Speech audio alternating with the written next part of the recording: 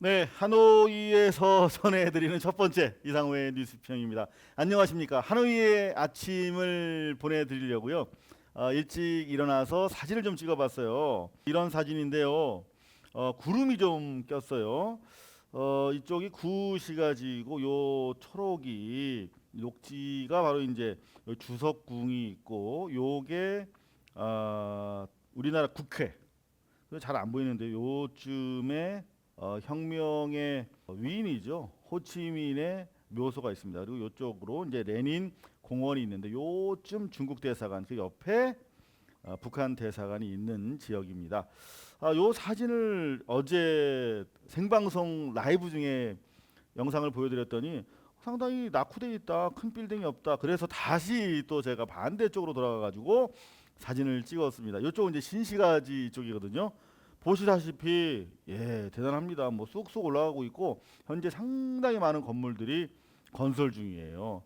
정말 인구 750만, 800만의 하노이는 어마어마한 속도로 세계 GDP 기준으로 50위 안쪽으로 들어온 중진국 베트남의 오늘을 증언을 해주고 있습니다. 불과 70년대까지만 해도 전쟁을 겪었거든요. 우리는 50년대에 전쟁이 끝났지만 70년대 세계 최강 미국과 전쟁을 벌인 나라. 이 B-52 폭격기 어마어마한 공포의 대상이었죠. B-52 폭격기가 수백 차례 이렇게 요걸 뭐라 그러죠? 융단 폭격이라고 그러잖아요. 그냥 쭉 카페트 깔듯이 그냥 폭탄으로 발라버리는 거. 그렇게 해서 이렇게 하노이가 그야말로 잿더미가 되는데 70년대 바로 2019년 오늘 하노이는 그야말로 방금 보여드린 것처럼 세계 현대 어느 대도시를 갖다 놔도 손색이 없을 정도의 성취를 이뤘다. 이 하노이의 아침을 제가 둘러본 보고고요. 교민이 벌써 15만이나 되고 많은 분들이 여행했기 때문에 하노이에 대해서 아시는 분들도 많겠습니다만 저처럼 그야말로 기자적 관점에서 하노이를 들여다본 시각 오늘부터 제가 정상회담이 끝날 때까지 여러분들과 함께 공유를 할 텐데요. 여러분들도 마찬가지시겠지만 하노이에서 느끼는 거는 양가적인 감정입니다. 두 개예요. 하나는 전쟁이 정말 처참하구나. 다른 하나는 그럼에도 불구하고 전쟁을 극복하고 평화와 성장을 이루려고 하는 인간들의 의지는 대단한 것이다. 그런 걸 느꼈어요. 하지만 뭣도 모르면서 인간 평화의 의지를 짓밟는 세력이 있습니다. 바로 이 세력이에요. 나경원을 비롯한 자한당 세력들. 총 잡을 줄 모르잖아요. 전쟁을 원하고 있다면서요. 냉전 세력이고 정전회담을 반대한다는 입장을 지금 미국에서 밝히고 있잖아요. 그러면서 정작 전쟁이 났을 때는 총도 못 잡는 이 상태에서 총을 쏘면 어떻게 됩니까? 요 뒤에 있는 양반이 누군지 모르겠는데 배, 가슴을 정확하게 반동에 의해서 가격하겠죠. 전통적으로 이 당 사람들은 총 잡을 줄을 몰라요. 그죠? 이 상태에서 발사하면 어떻게 되겠습니까? 군대 갔다 온 우리 같은 사람들은 다 합니다. 요 양반 또 전쟁 불사 요 양반도 이래요. 그죠? 문재인 대통령 그리고 노무현 대통령 정확하게 잡고 있잖아요. 총을 견착 사격. 마지막으로 압권입니다. 박근혜 사격 자세. 이런 양반들이 전쟁 나면 제일 먼저 도망갈 것으로 우리는 이 집총 자세만 보면 알 수 있는데 이런 양반들이 전쟁을 부추기고 있습니다. 낸시 펠로시 지금 문희상 의장을 비롯한 여야 지도부가 미 의회에서 하원 의장이잖아요. 면담을 하고 있어. 그런데 펠로시 같은 사람은 그냥 아주 수도분하게 우아한 미국 여성으로 보이지만 내면으로 들어가면 전형적인 네오콘이에요. 네오콘. 네오콘이 뭔지 아시죠? 레이건으로부터 시작해서 아들 부시까지 이어졌던 신보수주의자를 뜻하는 말이거든요. 네오 컨서버티브의 약자인데 네오콘. 이 양반들은 미 동부의 명문대학을 나온 엘리트 유태인들이야. 이 사람들은 지연과 학연, 혈연으로 서로 연결돼서 미 국무부와 국방부, 국가안전보장회의, 대통령 비서실 등 권력의 중심부와 학계, 언론계를 광범위하게 장악하고 있는데 정작 주장한 것은 서방 민주주의 국가들이 냉전에서 승리할 수 있는 유일한 방법은 뭐라고요? 막강한 군사력이다. 그래서 군사력을 기반으로 한 세계 평화. 다시 말해서 잠재적 적국이나 경쟁국에 대해서는 필요에 따라서 모두 불사한다. 선제 공격도 불사하는 전쟁 불사 신냉전 세력입니다. 낸시 펠로시 얼굴은 우아하고 폭력적으로 생기지 않았죠. 하지만 네오콘의 대표적인 인물이에요. 자, 지금 트럼프 같은 경우는 민주공화당에서 관리된 사람이 아니잖아요. 그러다 보니까 미국의 의사결정, 대외 정책의 의사결정을 지배하는 군산 복합체의 영향으로부터 자유로운 사람이에요. 전쟁을 해야 돈 버는 세력들이 여태까지 집권해 왔어요. 조지 부시, 아들 부시 같은 경우는 심지어 자기가 대통령에 있으면서 걸프전을 했으면서 실제로 주식을 가지고 있었어요. 군수 물자를 만드는 회사에. 이익 충돌입니까 아닙니까? 말도 안 되는 짓을 하는 거죠. 그 사람들이 네오콘이에요. 그래서 트럼프가 그 네오콘으로부터 상대적으로 자유로운 사람이기 때문에 지금 비건이라고 하는 평화 협상론자를 앞세워서 여기까지 온 거란 말이에요. 그러면 우리 정부, 평화를 위하는 정부라면 이런 네오콘들 만나서 우리 대한민국 국민들은 전쟁을 원하지 않는다. 평화를 원한다. 한반도에서 더 이상 대립과 반목이 없이 공동 발전할 수 있도록 미국도 관심을 가져달라고 설득을 해야 되는 거예요.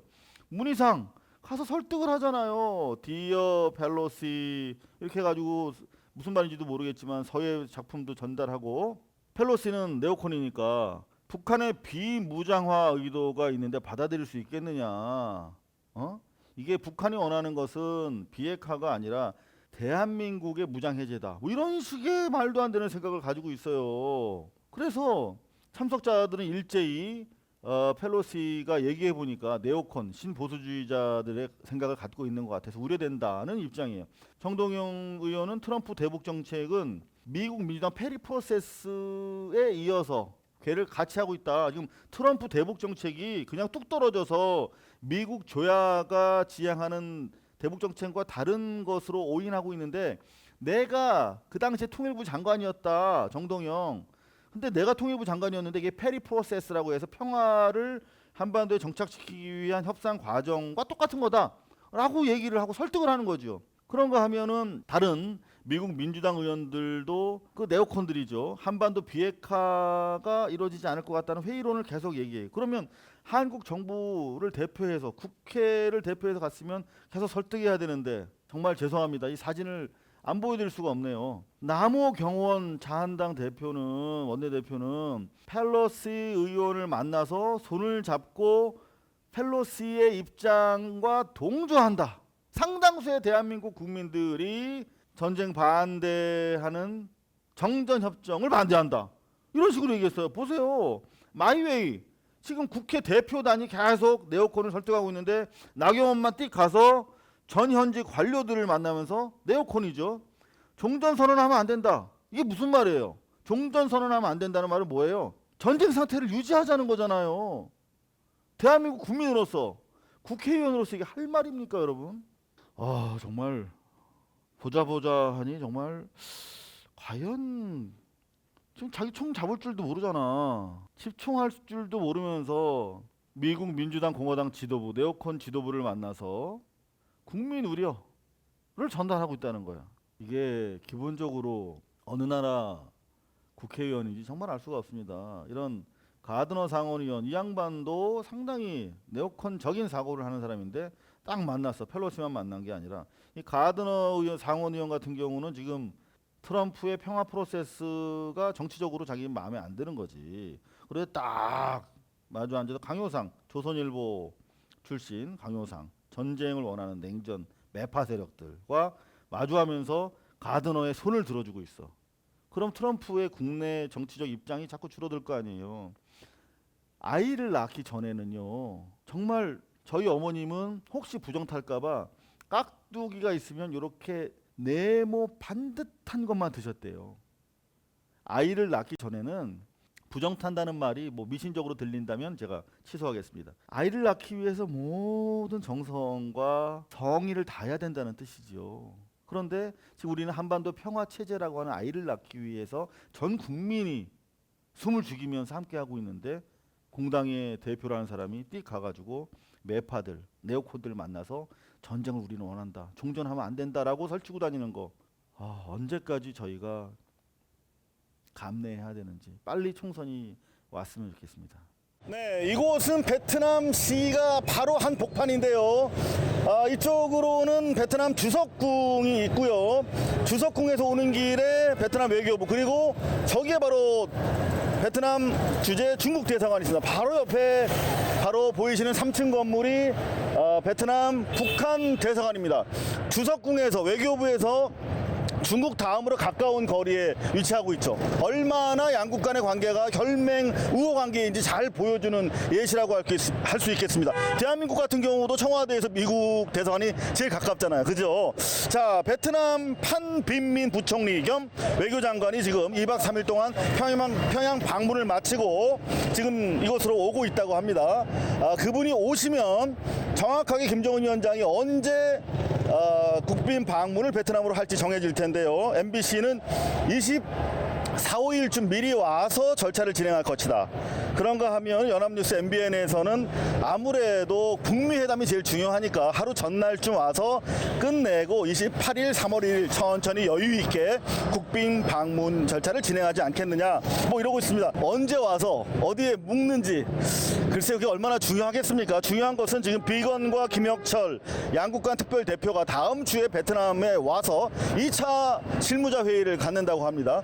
바로 그 실무자 회의가 제대로 완료가 돼야 27, 8일 양국 정상 간에 사인을 하지 않겠습니까? 우리는 지금 비건, 폼페이오 그리고 트럼프 라인이 협상을 유지할 수 있도록 우리 온 국민이 바야흐로 지금 평화와 공동 번영을 원하는 한마음에 기원을 해야 할 바로 그런 시각이 아닌가, 그렇게 생각이 됩니다.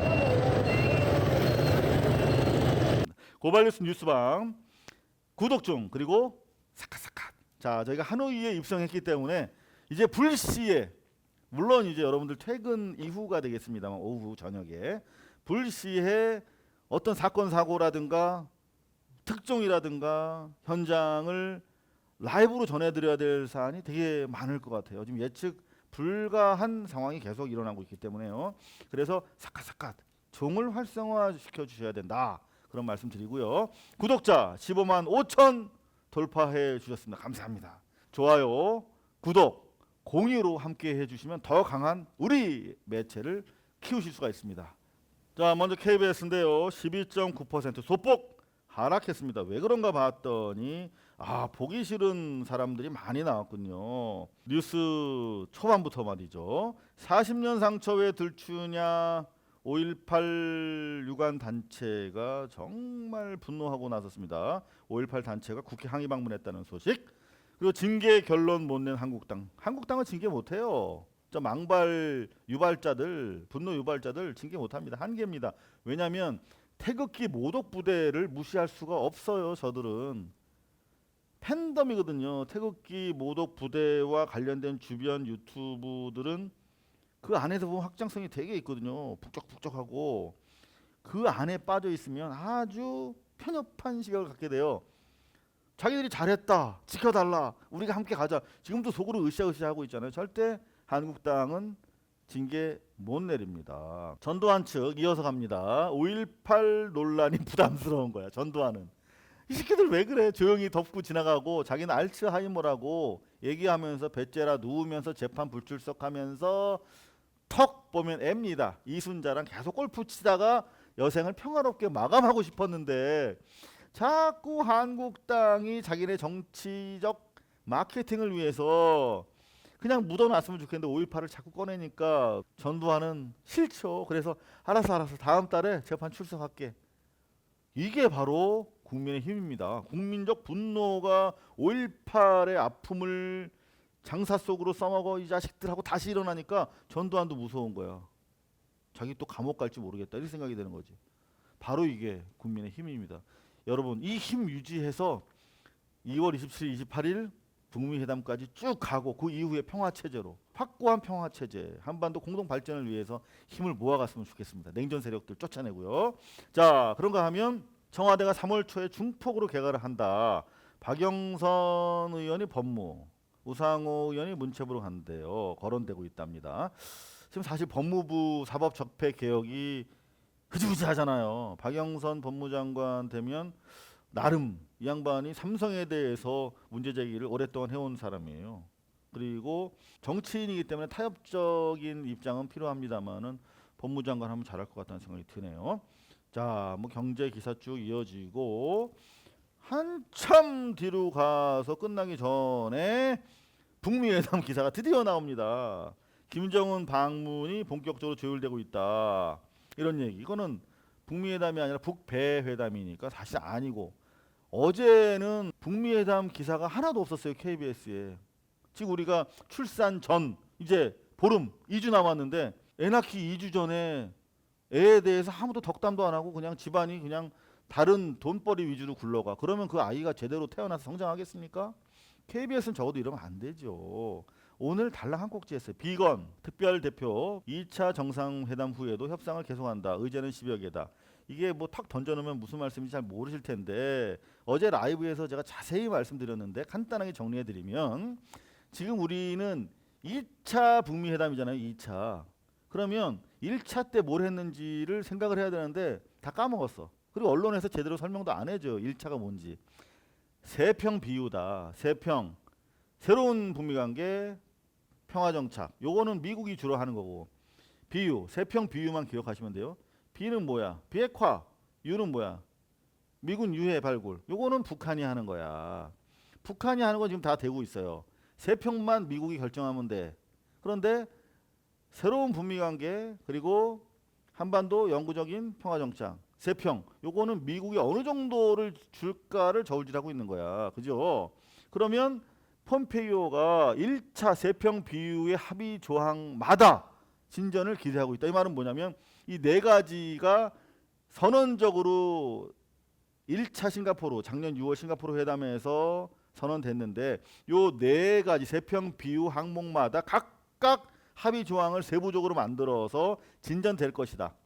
이번 2차 북미회담 하노이 선언에서는 실제적인 이행 내용들이 결정될 것이다라는 것이죠. 폼페이오가 그렇게 얘기했어요. 진전을 기대하고 있다는 것은 이미 항목들이 나와 있다는 거예요. 그리고 어제 비건이 뭐라고 그랬냐면 북한과 12개 이상 의제를 테이블 위에 올려놓고 평양에서 2박 3일 동안 회의했다. 이렇게 얘기했어요. 싱가포르 선언 이행을 위해서. 그러면 세평 비유에서 12개 이상 의제면은 적어도 세평과 관련해서 한 8개 정도 서브 아젠다가 협의가 된 상태라는 거죠. 그리고 비건이 뭐라고 그랬냐면 우리가 다시 추후에 만나기만 한다면 그건 의결된 거다. 이미 문제지가 넘어갔고 답지에 뭐라고 적을지 알고 있는데, 다만 그 답안을 제출할 것이냐 안 할 것이냐만 남았는데, 다음 이를테면 저는 한 20일쯤으로 보는데 20일쯤에 베트남에서 실무 대표들이 만나면 답안을 제출한다는 뜻이고, 20일날 안 만나, 결국 안 만난다면 이것은 의제가 협의가 안 된다는 뜻인데, 현재 우리 27, 28일 날 양국 정상이 만나는 걸로 돼 있기 때문에 20일쯤에 분명히 답안을 제출할 수밖에 없죠. 만난다고 정상이 했으니까. 그러면 이미 12개 정도의 의제가 사실상 합의되어 있는 그런 상황이라는 것이죠. 그러면 12개 이상의 의제는 무엇일까? 어제 말씀드린 것처럼 연락사무소는 기본이고, 상당한 뭐 금강산 그리고 개성공단도 기본입니다. 8개를 채우려면 저희 판단으로는 지금 짐 로저스 같은 사람, 세계 3대 투자가가 북한 정부에다가 가고 싶다라고 얘기했고 북한에서 와라라고 초청을 했단 말이에요. 근데 미국에서 어떻게 했어요? 3월 초쯤에 가도록 할 가능성이 높다라고 지금 기사가 나오고 있잖아요. 그러면 이거는 협의가 된 거예요. 짐 로저스 같은 사람이 들어가서 투자해도 좋을 정도로 전폭적으로 제재를 해제하진 않지만 정부의 동의와 허가가 있으면 북한에 들어가서 사업할 수 있도록, 직접 투자할 수 있도록 문호를 개방할 가능성이 대단히 크다. 그럼 뭡니까? 사실상 국교가 대사관만 없다는 것이지 이미 사람들, 미국 사람들 들어가서 투자하고 으쌰으쌰 사업하면은 정상화 된 것과 다름이 없죠. 그렇게 약간 최소한의 리스크가 남아있을 때 오히려 투자자들은 좋아하잖아요. 비건 북한과 12개 이상 의제를 논의하고 있고 20일 전후로 만나면 확정되는 것이고 27, 8일 날 도장 찍는다. 이런 상황이 이미 펼쳐지고 있어요. 그런데 우리의 KBS에서는 달랑 한 꼭지 2차 정상회담 후에도 협상은 계속된다. 의제는 10여 개다. 이게 뭔 얘긴가? 제목을 이상하게 잡았죠. 정상회담 후에도 협상은 계속되겠죠. 의제는 10여 개다. 이게 바뀌어야죠. 현재 의제는 10여 개인데 거의 확정적으로 협의가 되고 있고 2차 정상회담 후에 계속 심화적인 의제들이 계속 개발되고 진행될 것이다. 이렇게 돼야 되는데 뭔 소리 하는지 기사를 정말 알아듣기 어렵게 썼더라고요. 자, 그런가 하면 JTBC 뉴스룸인데요. 5.9%, 6%에 육박하고 있습니다. 사실 북미 관계와 관련해서는 KBS가 한 꼭지도 안 다룰 때 서너 꼭지씩 꾸준하게 다루고 있어요. JTBC 그런 부분에 대해서는 일단 양쪽으로는 높이 평가하는 바입니다. 망원으로 역시 톱을 세웠는데 하나, 둘, 셋, 넷, 네 꼭지. 망원 징계 논의에 김진태 지키기 집회 열심히 지키라고 하십시오. 망원 3인 전원 제명 의견도 나왔는데 징계 결론 내일로 미룬다고 했는데 여전히 불투명하다. 못 낼 겁니다.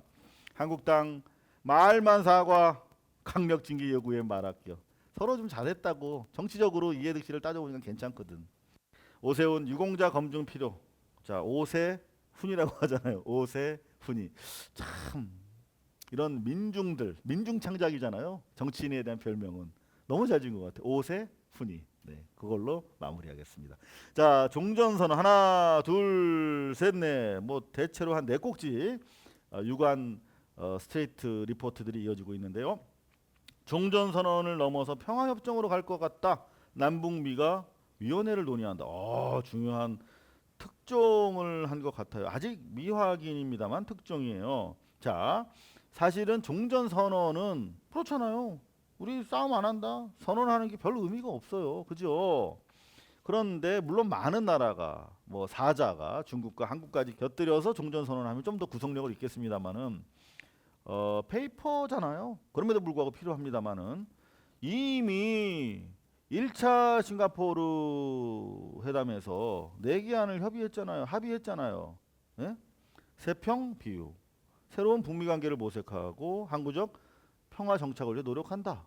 라고 했어요, 이미. 그러면 준 정전 협정의 역할을 하고 있는 것입니다. 그리고 남북 간에 계속 회의를 하고 있고 군사 공동위원회도 만들고 있고 그러면 이미 평화 체제가 시작된 거라고 말씀드렸잖아요.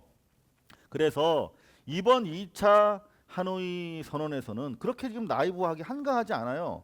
북쪽이나 미국이나 당장 여러분들 보신 것처럼 네오콘 드글드글 하잖아요. 미국 정가에 네오콘들은 대단히 북한의 비핵화에 대해서 회의적으로 보고 있잖아요. 그러면 트럼프 입장에서는 야 웃기지 마.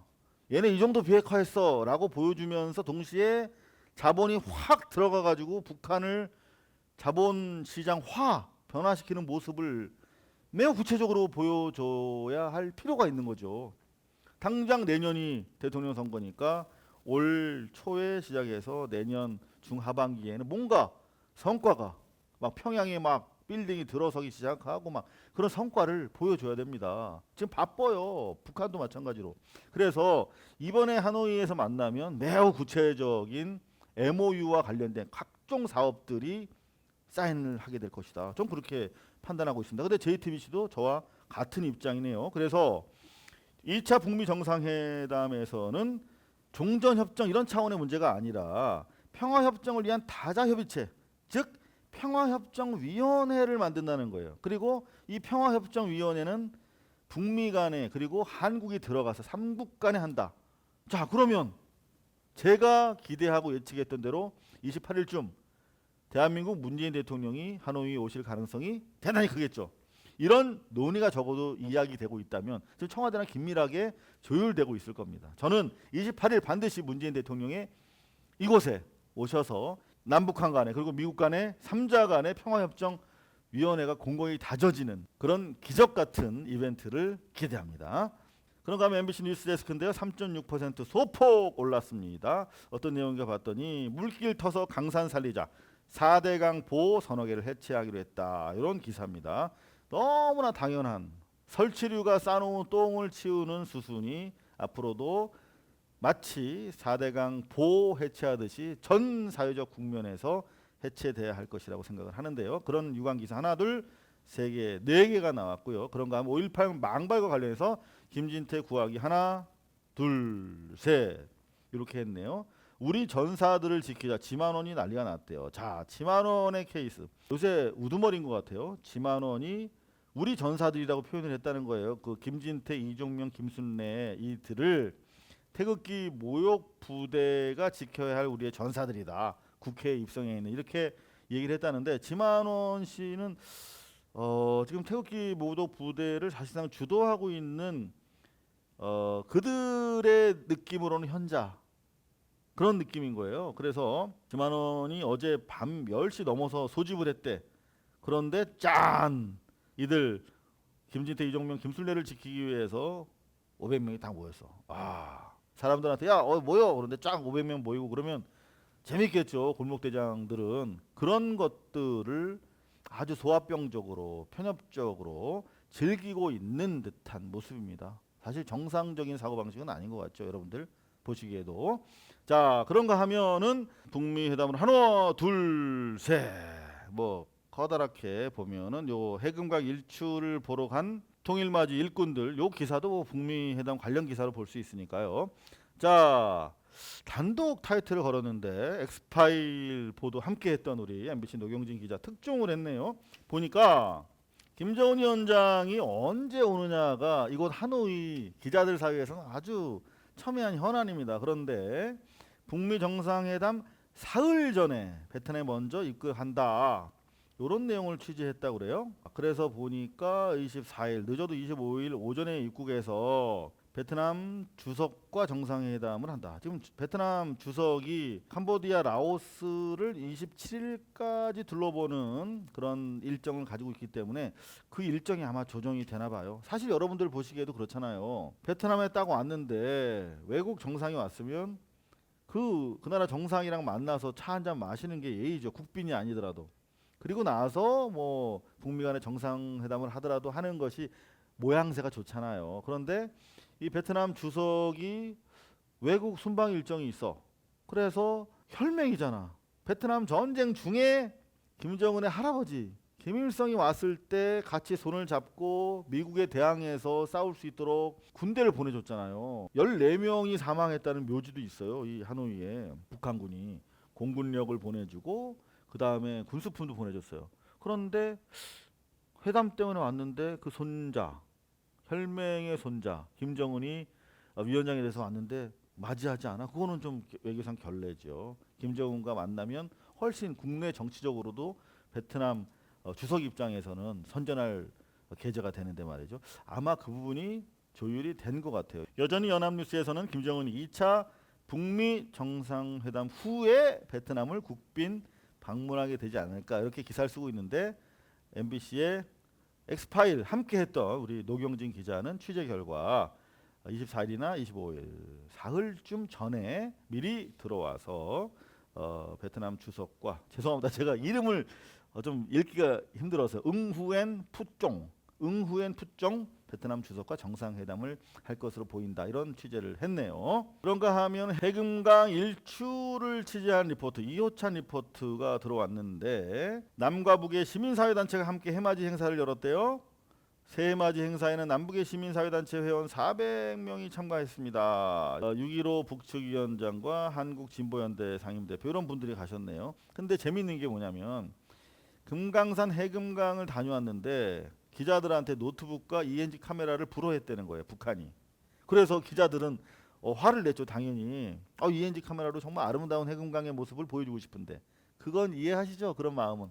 그런데 북한 입장에서는 이런 방송용 ENG와 노트북 같은 게 들어오면 북한에 대한 미국의 제재에 반하는 것으로 오인될 가능성이 있기 때문에 못 가지고 오게 했다는 관측이 높아요. 조금 전에 말씀드렸던 것처럼 순산을 위해서 분만 14일 전에 할 수 있는 건 다 하는 거예요. 조금이라도 야 너 마지막이라고 지금 너 왜 군대에서도 제대 일주일 전에 뭐 낙엽 떨어지는 낙엽에도 조심하라는 말이 있어요. 병장들은 정말 조심해야 되는데 부정 탈까봐. 근데 너 14일 이제 보름 남았다고 니네 북한 니네 막 ENG 들이고 반입하고 노트북 반입해도 돼? 안 할래. 혹시라도 이럴까봐 미국에서 조심하는 거죠.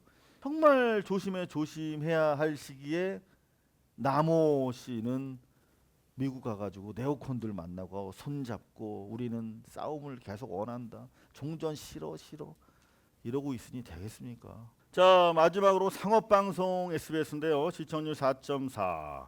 소폭 일관되게 떨어지고 있죠. 이런 추세라는 게 중요하거든요. 일관되게 떨어지고 있어요. 왜 그럴까요, 여러분들? 자, 큐시트 살펴보는데요. 가서명 이틀 만에 내년 방위 분담금 올려야 된다. 5억 불을 더 내야 된다. 요거는 그냥 트럼프가 하는 말 같아요. 신경 안 써도 될 것 같은데. 합의액은 1조 389억 원이 맞다라고 우리의 강경화 외무장관은 명토를 받고 있습니다. 걱정하지 않으셔도 될 것 같고요. 태극기 막말 부대 관련한 기사가 하나 둘 셋 네 개 나왔네요. 뭐 요거는 다른 매체와 전혀 다른 거는 없는 것 같습니다. 요런 거 이를테면 김진태 같은 경우 청와대에서 왜 이런 시위를 하는지 모르겠어요. 그냥 마치 막 돈이 되면 뭐라도 집안에 무슨 뭐 금리빨부터 시작해서 막 돈에 확 가닥 뒤집혀 가지고 돈 벌려고 하는 그런 장사꾼들 보는 것 같아요. 김진태는 한 표라도 더 보수 우파, 극우적 보수 우파들로부터 표를 얻으려고 청와대 가서 이런 시위는 왜 합니까? 뜬금없이 5.18 발언이 문제가 되고 있는데 무슨 대선 무효를 또 선언하고. 그런가 하면 김순례라고 하는 분은 인지도 올랐다라고 또 사석에서 얘기를 했나 봐요. 그야말로 가관입니다. 지만원 주장을 일일이 반박을 하고 있는데 뭐 사실 반박할 필요까지는 없는데 또 꾸준하게 유튜브에서 유포하는 세력이 있기 때문에 이런 노력도 필요는 한 듯 해 보입니다. 5.18 왜곡 법적 규제 있어야 하지만 사상 자유 보장도 필요하다. 글쎄요. 여러분들 생각은 어떠신지 모르겠습니다. 자, 쭉 내려가면 비건 북미회담이 나옵니다. 하나, 둘, 셋. KBS보다 많이 했잖아요. 상업방송인데. 참, 비건이 12개 이상 의제를 논의하고 있다. 2차 북미 회담 후에도 계속 협상하고 있다. KBS와 비슷하게 한 꼭지 했습니다. 중요한 것은 세평 비유라는 작년 6월 싱가포르 선언을 구체화시키기 위해서 12개의 의제가 테이블 위에 2박 3일 동안 평양에 올라왔었다. 그리고 다시 모이기만 하면 만나기만 하면 끝난다. 라고 비건이 얘기했다면 이미 12개 의제에 대해서 상당히 논의가 진행되고 있다는 뜻이에요. 뭐 그렇게 좀 설명을 해주면 좋은데 여하튼 뭐 부족합니다만 한 꼭지 다뤘고요. 북미회담 일주일 앞두고 의견 조율한다. 그러니까 한 20일쯤에 제가 봤을 때는 양 당사자들 스티븐 비건과 김영철이 이곳에서 만나서 최종적으로 대통령들을 위해서 정상들을 위해서 사인만 남겨놓게 될 것 같습니다. 그리고 만에 하나 잘 이게 조정이 안 되더라도 북미 회담 일주일 앞두고 의견 조율되는데 톱다운 협상의 명함이다. 안정식 통일 전문 기자가 출연해서 한마디 했는데 무슨 얘기인가 들어봤더니 뭐 별 얘기는 아니에요. 무슨 얘기냐면 톱다운 방식이기 때문에 여태까지 쭉 담당자들이 해오는 부분은 의견이 틀어지면 안 될 수가 있었는데 이미 하라고 했고 날이 잡혔기 때문에 어떻게든 이루어질 것이다. 더구나 2박 3일 아니냐. 첫날 만나서 안 되면 다음날 추가 협의해서 결정하면 돼요. 여하튼 우리는 잘 될 것이다. 꼭 돼야 한다는 마음으로 임하면 됩니다. 지금 남호 씨처럼 네오콘들 만나러 미국 갈 것이 아니라 광화문 광장에서 우리는 평화를 원한다. 대한민국 국민들은 남북 간 공동 번영을 원한다. 뭐 이런 촛불이라도 사실 들어야 되는 상황이거든요. 그런 측면에서 우리 국민의 바람과 희망을 좀 이제 드러내야 될 그런 시기다. 보름 남았습니다. 하노이 김정은 맞이 재단장 중 의전총괄 김창성 왔나 안 왔나 모르겠다. 뭐 이런 얘기네요. 자, 김앤장 관련해서 연관된 전직 외교장관들이 전범 기업을 위해 로비했다는 그런 기사가 재판 과정에서 다시 한번 나왔어요. 이미 수사 과정에서도 나왔는데 문제는 이 로펌 김앤장 출신 변호사들과 로펌 김앤장에 대한 처벌이 쉽지 않다.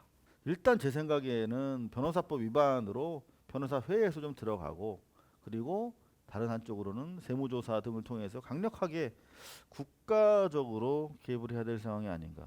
그럼 또 소송하겠다고 득달같이 달려들겠죠. 그럼에도 불구하고 해야 될 건 해야 될 것 같습니다. 김앤장을 쪼개지 않고서는 모든 현실적인 정치적인 개혁이 결국은 법정으로 환원될 수밖에 없고 법정은 김앤장의 법정이 아니었습니까, 여러분? 자, 뉴스 비평 문 닫기 전에 손혜원 관련 기사 하나 소개해 드릴게요. 제가 모두의 SBS 시청률 왜 일관되게 떨어지고 있느냐, 요 사안과 무관치 않겠다는 게 여러분들의 생각이고 저도 그렇게 동의합니다. 부동산 의혹 제기한 SBS 기자 9명을 고소했대요.